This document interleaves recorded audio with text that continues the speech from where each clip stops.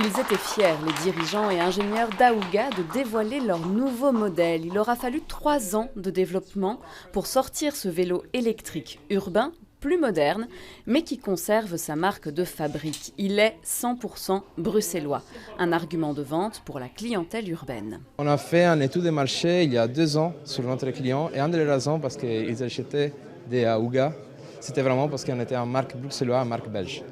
Donc ça fait vraiment qu'en fait les personnes sont beaucoup plus conscientes maintenant, ils ont la connaissance que c'est important d'avoir un produit local. Mais on voit ça dans tous les marchés, pas juste sur les vélos.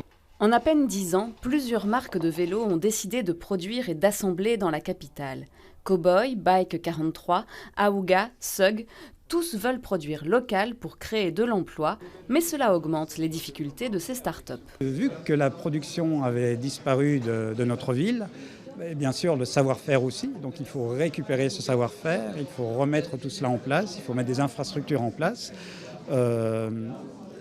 C'est vraiment un grand challenge. Ceci dit, on a quand même pas mal d'aide des institutions bruxelloises. L'activité productive ne représente que 7% de l'économie bruxelloise, mais la région souhaite la développer et faire du Made in Brussels un vrai label. Les consommateurs ont de plus en plus envie, et c'est normal, c'est bon pour l'environnement, pour la création d'emplois, d'avoir des chaînes plus courtes et donc de consommer des biens qui sont produits plus proches de chez eux. Déjà ça, c'est un incitant et nous on veut accélérer ça avec la région, que ce soit avec nos instruments de financement ou bien d'accueil d'activités productives sur le territoire.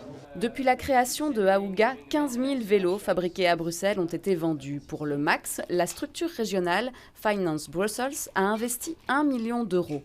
De quoi appuyer sur la pédale pour un démarrage sur les chapeaux de roue dès janvier prochain.